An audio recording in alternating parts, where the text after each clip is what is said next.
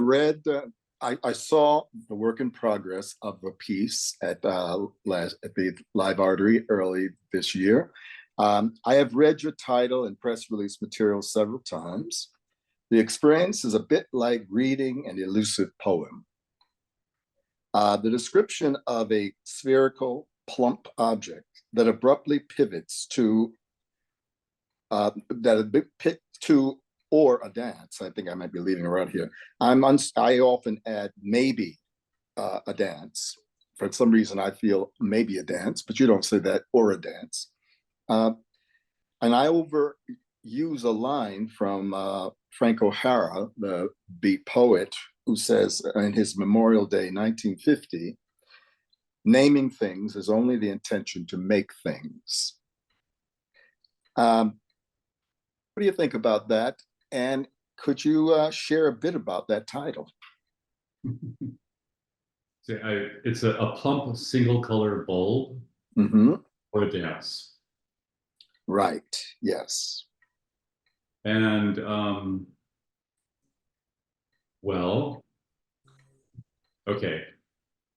This situation is always difficult for me because I don't like giving away much of anything regarding the dance that someone is going to see. So there's always friction with that in this kind of situation. But I can say, since it is also reflected in the image that I think is being used in the brochure and publicly, of two objects, and one of them is a small ball, the other one's a small mallet. And well, actually, three objects. There's a set of hands. There's a set of hands also, correct? And so yes, the plump single colored bulb in many ways kind of goes back to that object, but I think the piece itself is objects play a big part. I have a really long history with objects. I love objects. I love working with objects. I love, as I've kind of grown up with them now, I became much more interested most recently in, before it was really about like manipulating them, and there was like a design element of how they design the space. And then it turned into something much deeper for me about like, what is this object, like what would it want to say? How does it express itself? What are its possibilities? What might it want or need?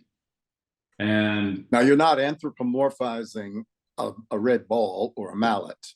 You're saying, you're speaking in the way that Louis Kahn or people would say, a brick wants to be an arch. Is that what you mean? You say it? Perhaps it does. Right, a brick could, wow, man, it could want to be so many things. And so with that attempt to kind of figure that out, what I enjoy a lot is how it aids me in also getting myself out of the way.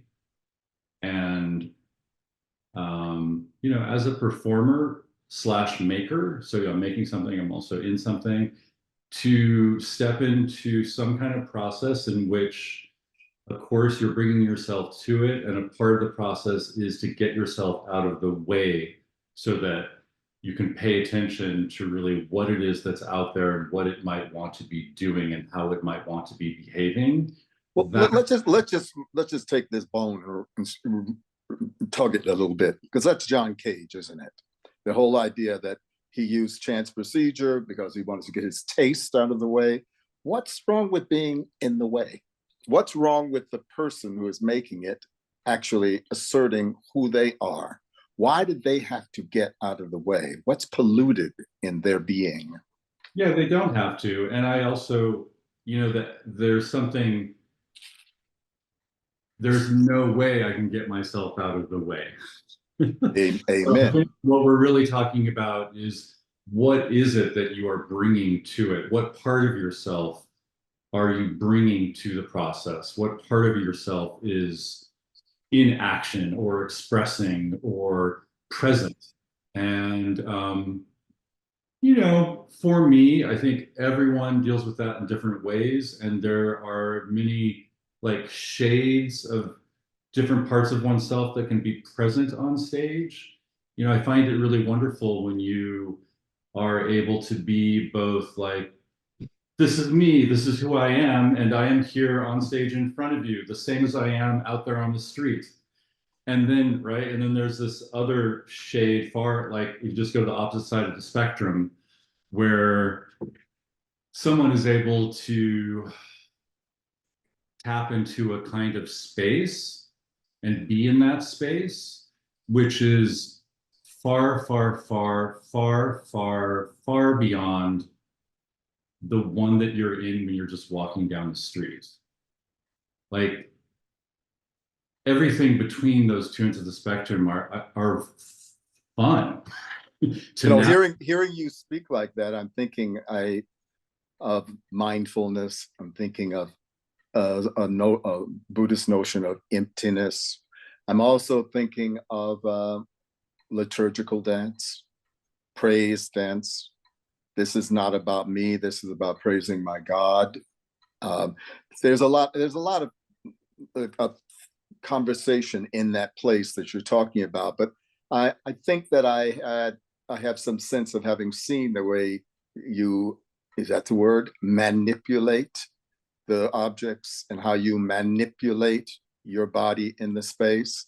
And the fact that you have chosen not to write a poem or a piece of music, but you actually have your body right there in front. There's a lot of rich and juicy things, which maybe we will get to in that. But um, my next question was going to be about the nature of your practice as an artist, a maker, a doer.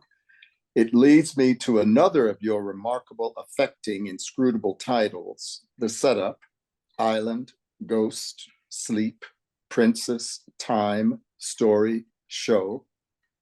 From what I understand, the piece was a result of a rigorous examination of your practice, practice of mentors, and others. I'm wondering, what do you have to, first of all, that title was so wonderful, like a poem once again. But what is there about practice that is seems to be at least the work of the last, what, 10 years that you've been dealing with? Practice.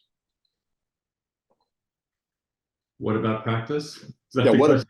yeah, what about it? Because wasn't that work truly about practice? Going to people, going to different teachers, studying forms. Um, that's what I thought that work. I did not see it. I only read about it. That's what I thought it was about. I think dancing's always been a bit about that for me. That was the attraction to when I went to my first dance class as a I was this big, I was an adult, I was fully formed. And yeah, and the idea of re-entering and re-entering, begin again and begin again, like that part of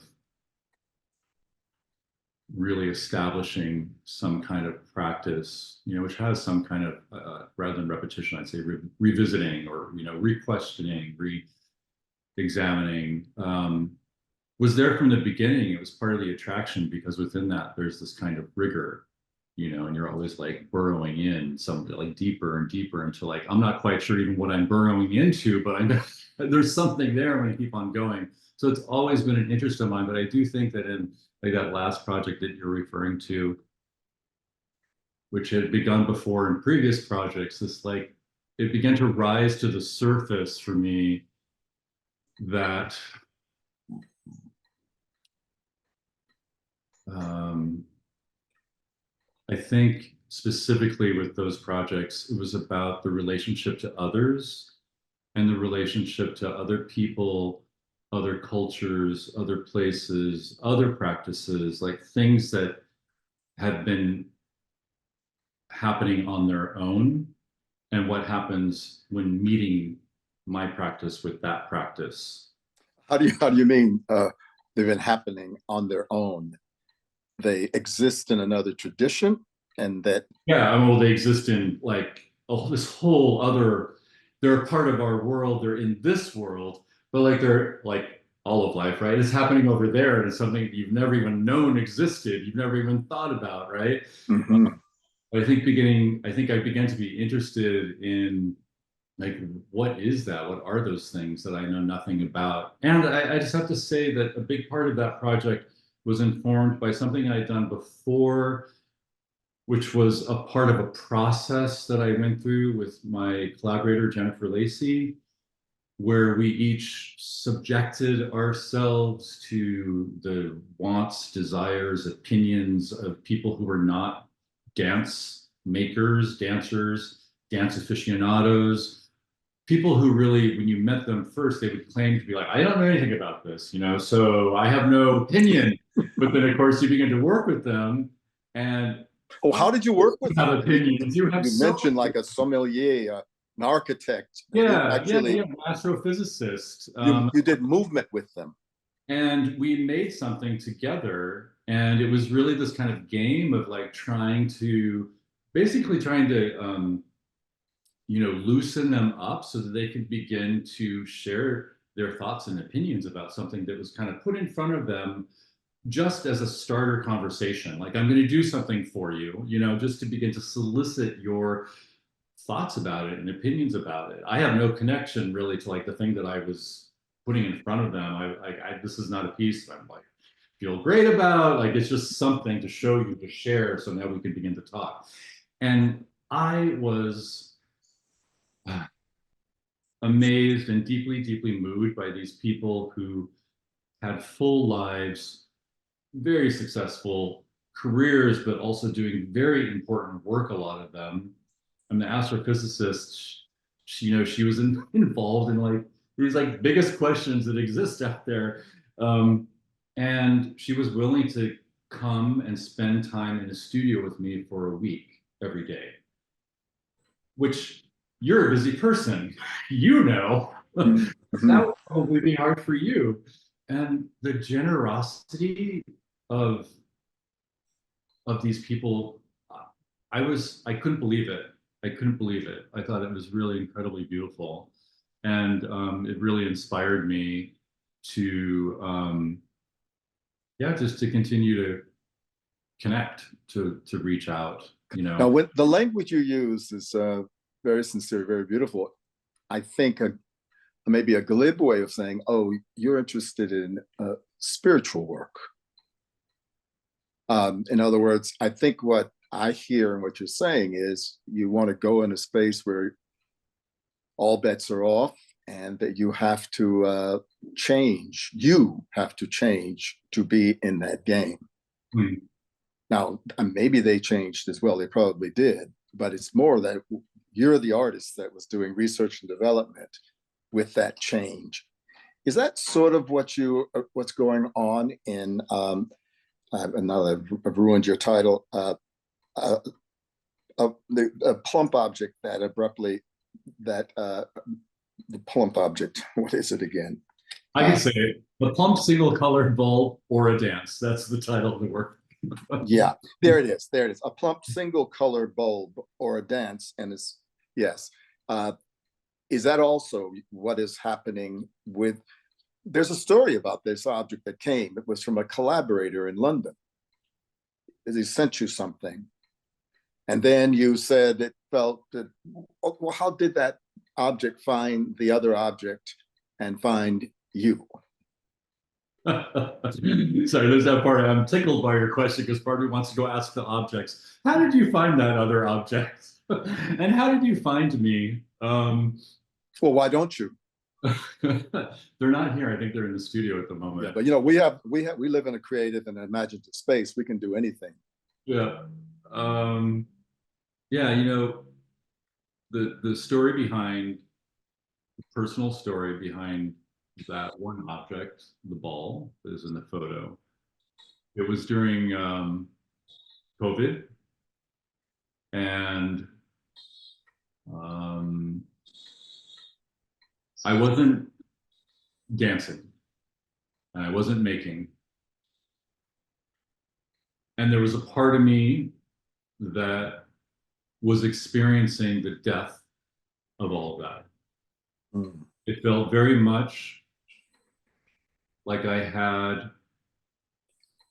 I could feel the pull to kind of cling. This is what it felt like to me. I'm not saying it was for him, but for me, it felt like I could either cling to what I had before and Hmm. keep things going and make things happen and push things through, or I could just let it go. And that's what I did because the other thing did not feel right and it wasn't feeling good. It didn't feel much better to let it go. It felt like an absolute death. It felt like I was mourning for a very long time. I'm sorry, what would let it go mean to a person who's dedicated their life to movement and the discipline and practice? What does it mean to let it go? Become a truck driver or what? Well, that was the problem, right? It's like I can't do anything else. Ah, oh yes, oh yes. I know the feeling. I know the. Not totally true. Like it was interesting. There were other things that happened during that period where I remember I wouldn't get into it, but like someone asked me to consult on this thing, completely undance related. Like, why the hell are you asking me? I didn't know anything about that. And it was really incredible. It'd been, I don't know, I had ever experienced that as in my dance making years to do this whole other thing. And to discover that all these skills that I had been developing, all this know-how, way of being in something in the dance world was completely able to operate and be in use in this other field. Mhm. That that was incredible. It was really nice to be like, oh, okay, you know, um, which I know that, and you know that what we do is not, it doesn't work in a bubble. It's not some isolated thing. You're really dealing with some kinds of questions that absolutely transfer to anything, anywhere, any situation. If you're being in the world and dealing with being in the world and what that means, then like that's what's happening with making it work. Mhm. Where was I? So, well, you had asked me about something about the, oh yeah, like what does that feel like? I think the good thing about it for me, oh man, it really was very painful. Um, but I'd never done that in my dance life, you know. Um, I don't, how many years was that? You know, that had then by then been 35 or something years, you know, but I mean, that's a good amount of time. So it's more than my life. So for more than half of my life, I've just been doing something and, you know, you're just going, right? Sure, you have ups and downs and moments of frustration. You think like, oh, I can't do it anymore. But you also, there's a part of you that knows I'm not stopping this. Mhm.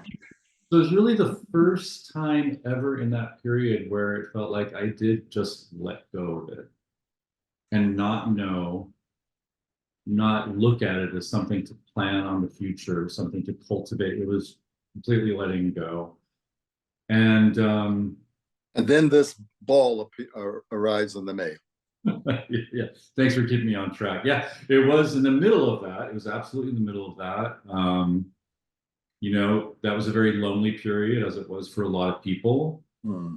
And I had reached out and we had started to communicate with each other. Rahel von Moos, who was a collaborator of mine, in a piece called The Light Conversation, um, which perhaps people listening to this saw. It was done a lot in New York, whenever that was. So it was quite a few years ago. And love her dearly. And, you know, we hadn't been in contact for a while. It's funny, right? I think a lot of us went through this with COVID, right? This, a lot of reconnecting with Mhm. people. Once again, the name of this person is Rahel von Moos. Riley Holmes, right? So she's Swiss and she lives in London. So Mhm. we connected and you know, I kind of felt like I'm not doing anything. I've stopped, and so I'm not doing anything either. I'm thinking about maybe, you know, trying to learn something new and become this other thing. But she was actually still in the dance world and somewhat doing some kind of teaching at her school in London. But he said, you know, it's just so great to connect with you and I miss you and let's stay in touch. And she, I think she offered like, why don't we just send each other things? Let's be in dialogue, let's communicate. And I think we sent each other some kind of prompt of, like a question or very, very, very open-ended stuff. So it's also, you could take it however the hell you wanted to take it. We had done that a few times, um, very loose. There's nothing formal about it. We weren't working on anything.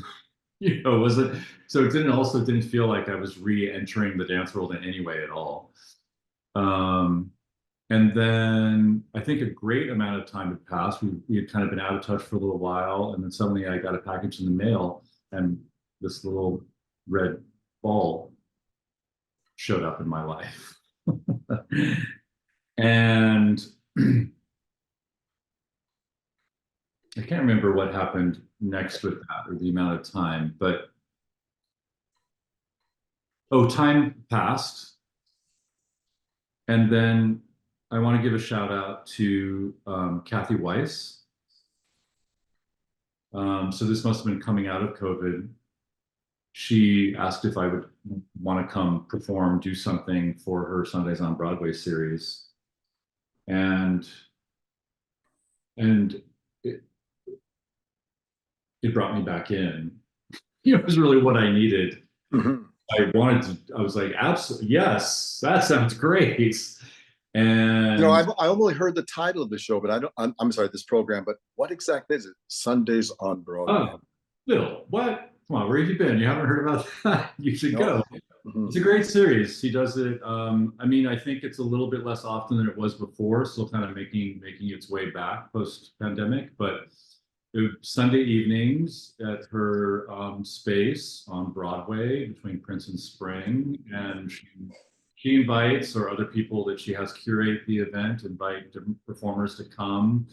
And something I really love about it, it's very informal, it's old school, like you're in a loft and people are showing stuff. You remember what that was like. Mhm, mhm. I think this gets to something that's very important about all of this is that it's been very alive for me in this piece, is,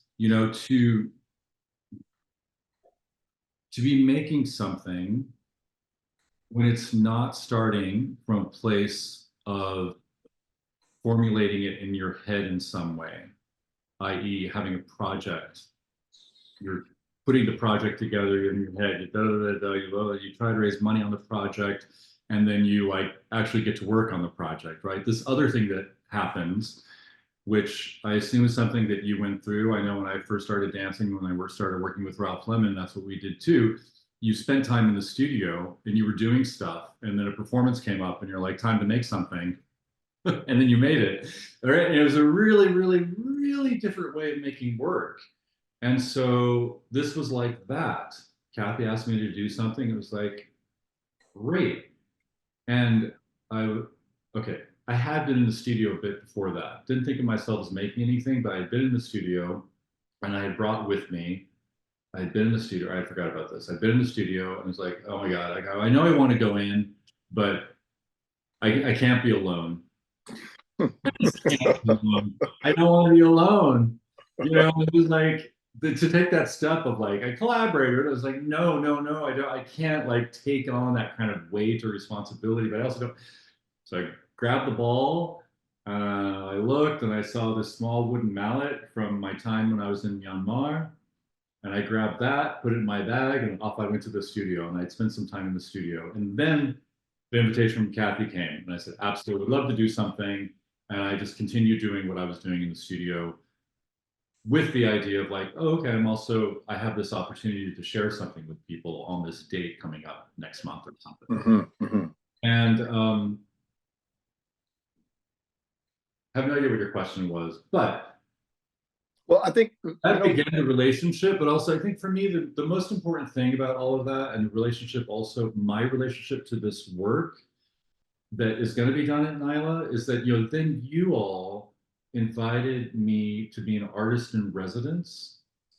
You didn't ask, and I didn't need to solicit it through a project description proposal. and that needs to happen more often because it can create a very different kind of work. It's a very different kind of condition, and yes, it can be a challenging condition because maybe you don't have money in place beforehand, but there's also there's a different kind of freedom without the threads of like whole 4 pages you've written in some cases, right, for an application, or you've got like paragraphs that you feel stuck to, and you spend, I'm sure many choreographers do this, so you're spending time trying to kind of like, okay, well, it's still there, but it's changed a lot. How does it still apply to that original project description or whatever? I don't know. You know, I saw a studio showing of a plump single colored bulb or a dance in a studio show last year at New York Live Arts Live Artery Festival, which is just what you're describing, an opportunity for people to come and show their work to the community, but also to presenters. How is your piece, how has it developed since then? I believe when you saw it in January, it was, I had not begun to work with Jonathan Bepler. Jonathan Bepler, the composer and the musician. And we were able to begin work on it for I was invited to perform something that I wanted to do at Fondation Cartier in Paris, as a part of this Matthew Barney exhibit, Secondary. And so there were different gallery spaces and, you know, different works of his in different spaces, and you kind of choose the space you wanted to be in, and you could do whatever you wanted. It could be in relationship to the work or not. And, you know, in one way, my thing was not at all in relationship to the work, even though, of course, you're in relationship to the work because his objects are on the wall and a little bit on the floor. But the work you're referring to is his work, Secondary. Yeah. So you are like, you're in relationship, but I wasn't then kind of like building on the relationship. But you're in a relationship to any place you're at, of course, right? Like I'm stepping into Nyla and now I'm dealing with a different relationship. I'm now in relationship to the Nyla space, the Nyla theater, and all of that, of what it holds. And anyway, so that was in June, and Jonathan and I were able to begin work together and perform together. And that really has developed the work. You know, I'll tell you, Bill, you saw it, like, hopefully you'll be there in November. You'll see it and you're like, yeah, that's what I saw. But it has, it's just gotten a lot richer. It's a lot more subtle, a lot more detailed, a lot more lived in, a lot more like worn, you know, so a lot more shapely. It feels like, in comparison to me, for me, the January version that you saw was quite almost like stringent. It kind of really, it had this like stuck to something. Had a certain kind of intensity with that, of course, but I think there's still an intensity there, but it just has a lot more shape to it. Right. Well, I told you at that time that I felt that it was two things. One was that the way this space was used, I felt like I was looking at a stop action. In my mind, it played like looking at nature of a plant going through different variations or phases of its development. And then I also thought that there was something that made me think of temple gods, the way you use your face in one place. There was something was kind of surprising that it felt mask-like, which leads me to my next question. I found myself looking for evidence of your research for the setup in this work, A Plump Body.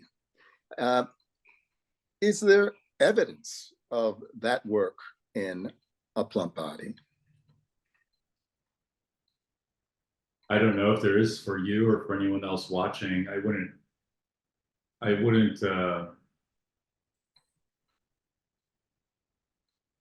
I mean, I'm not sure there's any need to find any evidence, or it gives anyone anything to put the effort into finding evidence.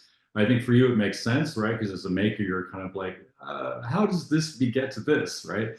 But Well, no, not necessarily. I truly believe that anything can follow anything, but I do think that there is an emotional and psychological logic in us as makers, that sure. we're built just like our life. You know, what the child that you were at age 9 is very much still there in front of me now as I'm talking, right? You are what you eat, all of Pardon? the, yes, absolutely, absolutely. Yeah, yeah. So I mean, I can speak to that, what you're pointing to. I don't consciously, like what I'm doing these days, I don't consciously pull up anything like from the knowledge base of that period or the people that I worked with. Um, but I will recognize something occasionally, like passing through, just as I do occasionally. Like the body will go through something, and I'll suddenly have that, like, oh my God, class with Kazuko Hirabayashi at the Juilliard School. Like you're just like, whoa, they're like, yeah, well, you can't get rid of this shit. It just keeps on Mm-hmm. hearing in different ways. Um, and most of the work from that period, which was very deep, very intense, life changing for sure, has now kind of entered and integrated. Mm-hmm. It's just there, and there's no taking it out. And I'm comfortable with that. And so there's also no need, just like I don't feel the need to kind of get rid of it. Why would I want to do that? I also don't, there's no need to kind of like consciously bring it up to the surface, because it's just Mm-hmm. that is it. I'm past that. Yeah, That's I over. got you. I We're on got to you. something I else. um But it is interesting. Like it's beautiful, right? When that happens, where you're just doing something and suddenly you're in like 5 places at once, as far as, it connecting to some past experience that you have. mm-hmm. And it's Mm-hmm. like, it's right there. Like you're in it. It's with you as you're also there in the theater doing something. The layers of that stuff is fun. I mean, it's awesome. It's great. Mm. Well, that's good. I think I know both versions of it. I believe when um, I remember Bert Supri we once talking about grieving, as Arnie was dying, and Bert's friend had died, and Bert says, people say it takes 6 years to get over it, and he said, but you know what? It never goes away. He says that you'll be folding socks in a drawer and suddenly you'll be taken back. I think this is what Proust was talking about, the Madeleine, all of those things are there. And it's the very fabric that makes me think of what we do as a spiritual activity in the art world. Your materials in what we call the long bio offers some touching, direct biographical information. I was told, and as we've confirmed today, you resist giving too much as you don't want to burden the work, right? I'm not sure. For me, you said you don't want to, well, okay. First, that's I wouldn't want to burden the viewer or the spectator. right. That's what I mean. That's It's what like you're putting something like right on them. Like this is what I'm going to see, and then my God, you have this expectation of something that you're going to see, but to be able to just kind of like enter and not coming at you. Well, you must suffer in a lot of contemporary performance, don't you? Say that again. You must suffer witnessing a lot of contemporary performance. You don't have to answer that, but I'm saying I think that's very much a theme in our present day. People do want you to know I was abused at age such and such. This happened at such and such, and therefore this has changed my feeling. So I don't know if it's a burden. I do find that sometimes it makes connections to an audience in a way that makes them move closer to you as a person. That's under this period of New York Live Arts, as I was saying to Janet Wong yesterday, that there's a temperature in our house, and there's a set of concerns that I'm interested in, and one of those is human feeling and human connection. So the lonely artist who has to be somewhat alienated, I know very well, too well. But then again, I also look for those artists who are looking for, like in the Black church, you stand up and you testify. Mm-hmm. My husband is dying. Lord knows I need strength. And if community says, yes, we hear you. Now that's a model for performance as well. And it's not exactly the model that I would take from the downtown art world. It was not. That was something I always felt was a bit too much in my performance in the downtown art world, implicating you in my questions overtly. But let's not go there. Hold on. I think Yeah, that's it, what you're saying, yeah. because my experience of work and the potential of work, like the thing that I'm looking at, like to me, that's that's testifying. Mm-hmm. That is it. Like that's where it's happening, is when you're there on stage, whatever you've made, whoever's doing it, like that moment is the testifying. Absolutely. And I would say, Mm-hmm. like, what you're talking about, like, yes, that is absolutely what I'm doing. Going back to where we started, for me as a performer, when I'm testifying, I'll say, it is best for me to bring all of myself there, which includes that part of me, which is like about getting myself the fuck out of the way. Mm-hmm. Mm-hmm. To make space for like that mode of testifying to be much larger than just like me. Like No, actually, because the me down here, like the well, you just made a value judgment. One is big and one is small. So if it's too personal, it gets small. no And no you're no feel no no is no that no. what you're Well, saying? no, because I don't mean those two things need to be there together for me. That is part of like a kind of potency, Yeah, I right? agree. I agree. I like that's what I'm saying. Like getting my like I am here. I am so fucking flawed. I I am very human, right? And I both need to accept that, not by giving into it and kind of like, being slovenly about it and just letting the shit hang out.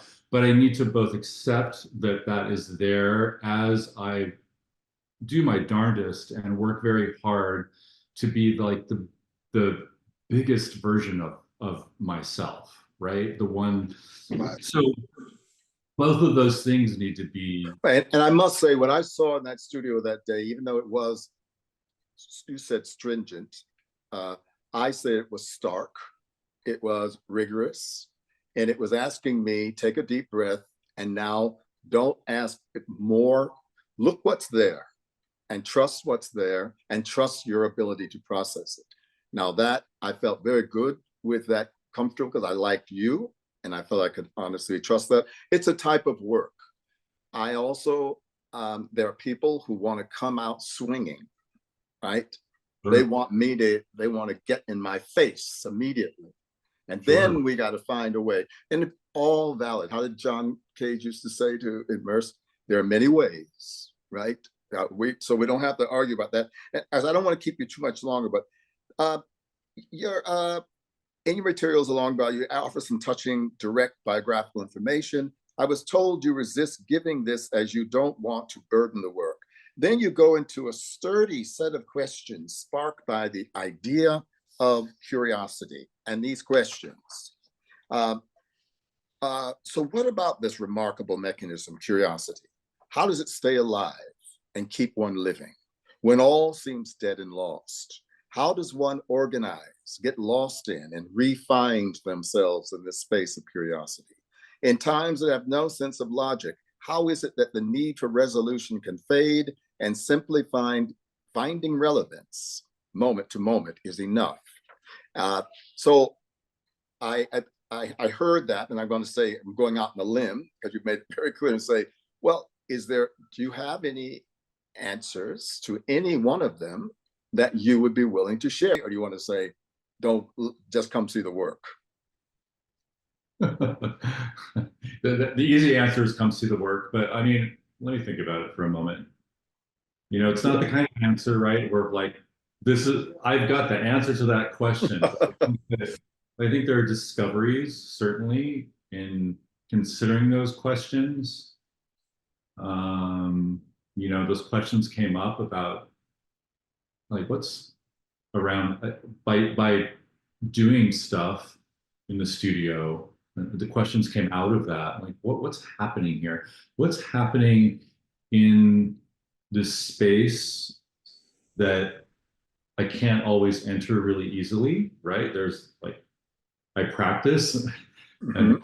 can get better at being able to be in the kind of space where I can have that. It began to remind me of like the curiosity I had when I was a kid. That was the connection really for me. It just like, right. You know, it's what I experienced with my kids too. Of there's this curiosity that just keeps them going. Like it's just this life force. And it's not based on like a question and an answer. It's not based on like, I'm going to try to achieve this thing. I achieved it. Now, okay, now I'm going on.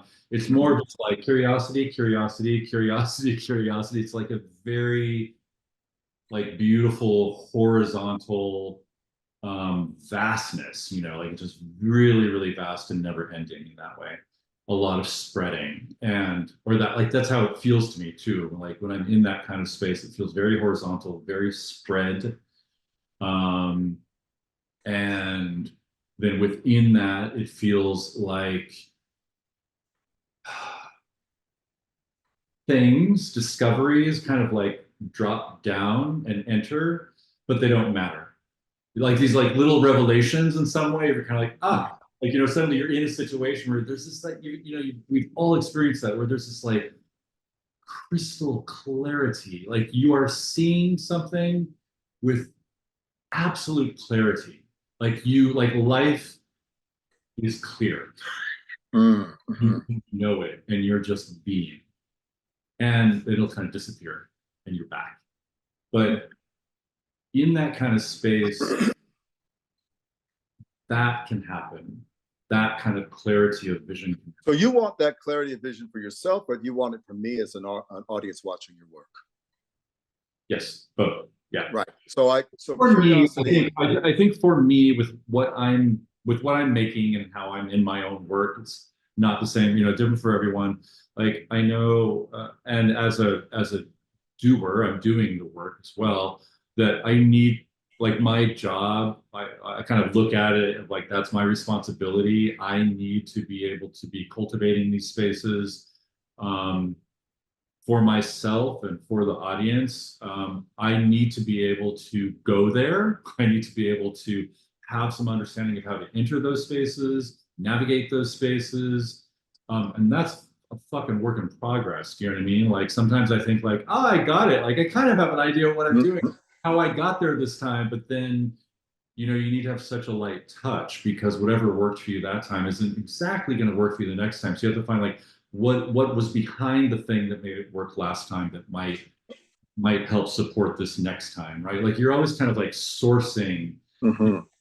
You have to constantly keep sourcing. The maker does. One Yeah, of the yeah. questions that I have been trying, a little too shy to ask up front is, what is the contract between you, the maker, and the people who choose to spend this time with you?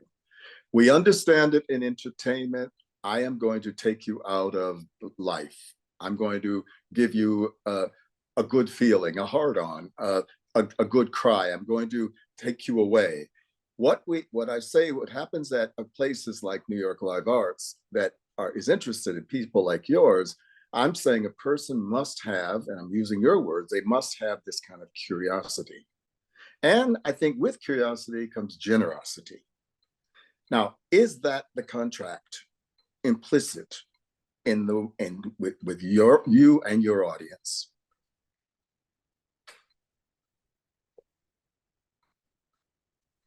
I'm not aware of any contract being signed.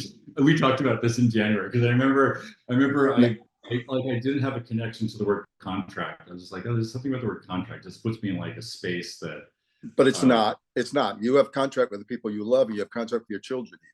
Yeah, no, and I know there's something behind what you mean. It's just the word Yeah. contract. Yeah. That's this kind of corporate thing. Like, I don't know, I don't. Mm-hmm. Like the idea of something being binding. You know, there's something like it's a very. Well, no, I got it. I got it. Except that when someone decides to throw down money to come see Wally as we're going off and seeing the latest Marvel film, they have a certain trust, and I think they have an expectation, and therefore You're talking about kinds of relationships, right? Like I hear that what I hear you saying is that you think people have a certain relationship to a Marvel film, and they might be having a different relationship to coming to see something at New York Live Art. people have a relationship with their discretionary cash and their time. And therefore, who is curious enough to go see something that they may not know, like your work? And I'm saying that is, for me, at New York Live Arts, that is the implicit contract. We're saying, we bring your curiosity and bring your openness, and we will deliver generosity in ideas. We will deliver a bit of our soul. We will give you something in return. That's what I think I want to be the artistic director of such a space. That's and that great. is maybe contract is too harsh a word. Yeah. Say what? Maybe contract is too hard or harsher word. But like it's a little hard around the edges, but well, I got it in psychotherapy, and particularly in social therapy. There is a contract. There's a contract, gay bodies in the society. You and your family as a gay man, Black bodies in a society that is racist. There is a contract. There's a contract. We, the people, okay, show me there's a we. We guarantee you there's a we. You know, and here you're saying, if you bring curiosity to this theater, there's something that we are promising, or that we hope that we're promising. Yeah, all right, so many things. First of all, I think what you're saying is really interesting, that like there's a time and a place and a real force behind contract. Like it's kind of like, it's just a word, right? But there's something about like sometimes you need to have something with that kind of clarity of intent and purpose. Like it's really important in order to bond a kind of like relationship or understanding. Absolutely. And then other times, for me in this situation, I view it as something that is much more of a process and maybe a little softer than, and the other versions of process as well. It just kind of maybe is initiated in a different way. But like of course, sure, I would love for everyone to come with their curiosity and openness, and like who wouldn't, you know? But it's just not that easy. I don't think everyone does really want that. I mean, reading a lot of the existentialists from the middle of the 20th century, reading people like Celine, people like, there is a very dark vision of humanity. Sartre said, hell is other people. There's a tradition. And I think I know that you as a man, there is a kind of there's a strength that makes you attractive, but there is a gentleness and a caring. But I don't ever assume that the world is all operating in that way. And therefore, my relationship has often been, my dukes are up. Yeah. But let's not finish it. I think I would like to finish Hold with on, like wait. Let's not drop that though. That's good what you're talking about. but the thing is, it is maybe more than we can go. Well, you tell me, because I was going to ask the last question is, how are you feeling in the world today? Well, how are you feeling in the world today? Like we all have different natures. And I think that there can be great power, right, in you always having your dukes up.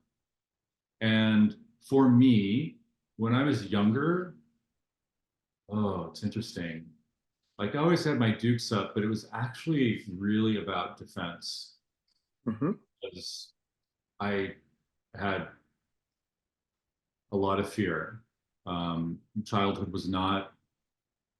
Childhood was full of fear. It was not secure. I did not feel safe. And so I grew up, and in leaving home, although I was going out into the world, it was real, like I was just constantly ready for abandonment, ready for the worst to happen, Hmm. ready for the next like trauma to come my way, because that's what life had dealt me. And it took a long time. It is taking a long time. It's like to go back to what we were saying earlier, it really is an ongoing process. That reflex comes up again and again for me. And my work right now, a lot, for a long time now, is to not add our hard edges to the world, but to really try to like encounter a hard edge and meet it in a really proactive way and an energetic Hmm. way, with like roundness and softness. You know what I mean? Like to Oh, I really, do. I know what you mean. yeah, Yeah. yeah, yeah. Yeah. Um, Well, you're living in a country that is facing the real prospect of becoming an authoritarian fascist state. So we need all the Wally Chapels we can get, well, it is. I mean, it is. right? It is. We know it is. It's there. It's already happening. Like it Yeah, is. okay. Well, so you live in a world with a lot of hard corners, right? And I'm assuming that part of your strategy and your art making, and even something about uh, not doing this, not doing that, is a way of you actually controlling what you can control. And I say more power to you in that regard. In that, how are you feeling more generally in the world now? You travel, you see, you show work, you talk with you're an intelligent person. What is your feeling in the world today? What is my feeling in the world? What is your feeling? How are you feeling? I'm feeling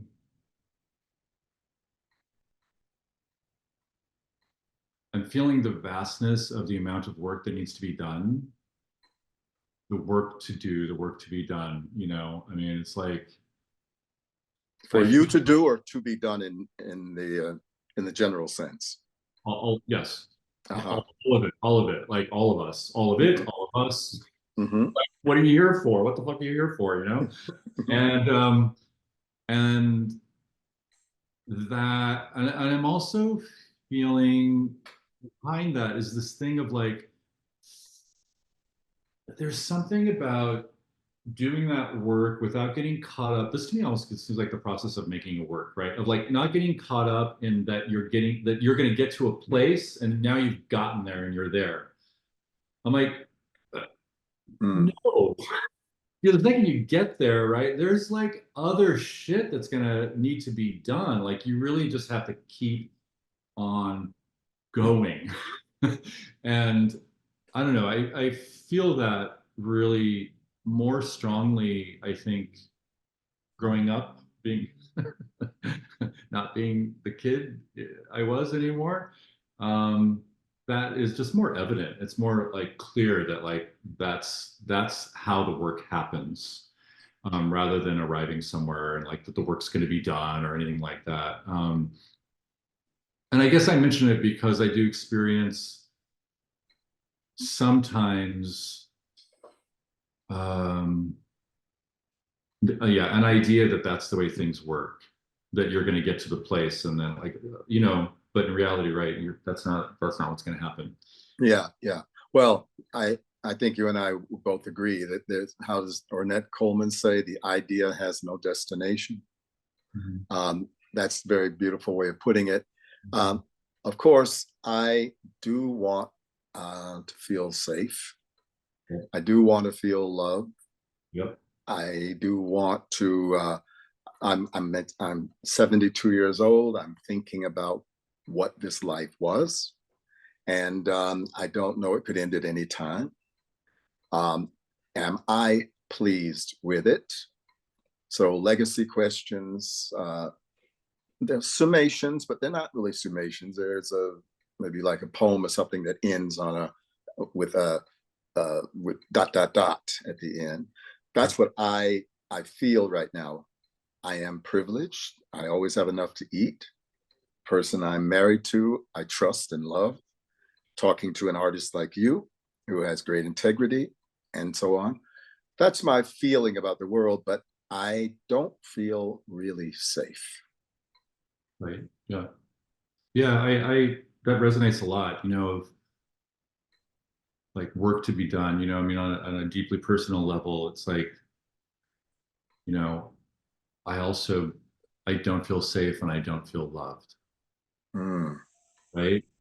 And mm, mm, I'm in, and surrounded by love. I'm in a loving relationship. Like I have a family.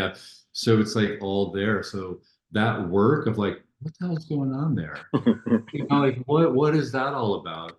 And yeah. it's unique to me. I think if you really kind of get into anyone, like that's what you're going to be finding is this some part of them just doesn't really feel safe and doesn't really feel loved. And so how does one cultivate a life to be able to not get reactionary around those things, not or even forget reactionary, like to not close off, Hmm.